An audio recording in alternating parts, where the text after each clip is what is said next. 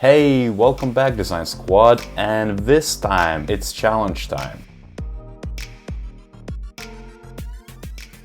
And by popular request on several different social media platforms, I decided to make a challenge in UX prototyping and specifically Axure RP software prototyping. Because I've seen that multiple people just want to do it anyways, want to practice the craft of prototyping. You want to see exactly how other people are implementing it. You want to see how I would implement in the end and see exactly how you can actually solve the same issue with different means and how different designers can interpret the same brief differently depending on what we deal with. And so, the challenge is really simple.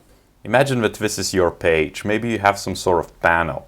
Now, the idea is that you have a burger maker, edible material maker, or some sort of constructor of parts where you basically are able to switch different parts and make it happen. So, one idea could be that you have, I don't know, like from my childhood, let's say, I remember a lot of people would play with, some sort of characters. So we have, let's say, a silhouette, and then you have, let's say, a hat, you have some sort of, let's say, shirt, you have pants, you have boots or shoes, and then you're able to swap it.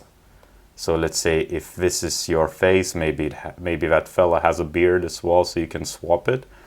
The same for shirt, for pants, for shoes, and you can go as in depth as you want to be. And as you see, that's just one idea where, let's say, if a user would click on one of those arrows, they would have a different selection and basically swap that material. This is a big example where you have 1, 2, 3, 5 different things you can actually change on this specific template. If we go back to my, let's say, burger example, it could be that all you are doing is basically just swapping the top, say the salad or the dressing, some sort of bit. Then you have maybe some cheese. You can swap the cheese type. Then you have, let's say, a burger. Maybe there's a tomato somewhere in there or an onion. And then you have the last bun of how you want it to be made.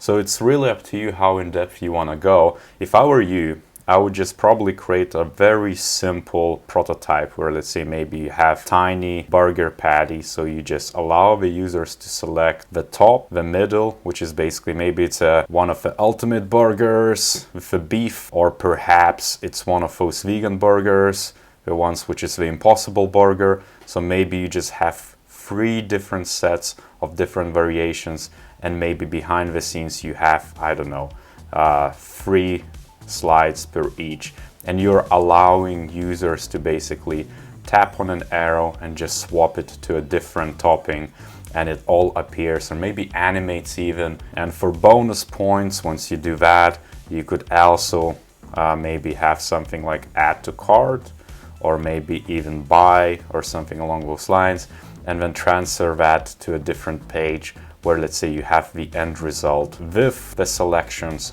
which user selected in the first screen. So maybe this is your screen 1, this is your screen 2. If you have enough time only to do screen 1 and you want to go in depth, do that. What I'm gonna do in the next video, and as I'm gonna do the challenge with you guys, I'm gonna be doing both of these screens, and I'm gonna show you how to transfer the selections, and I'm gonna show you the end result. As you can see, the challenge is very open-ended, so I'm gonna leave it to you to decide what's most appropriate and what you can achieve within the time frames which you set for yourself. You can interpret that challenge anyhow you want. It really depends how much time you have and how much time you're willing to spend to kind of make it ingenious. The only restriction is time.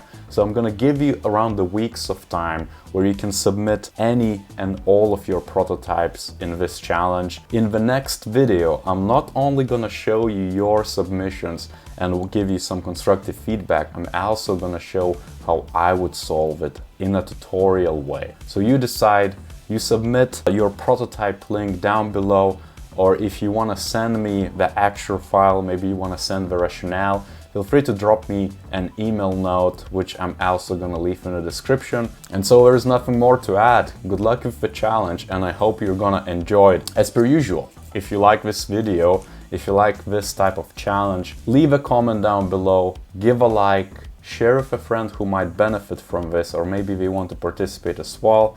and I'll see you next time.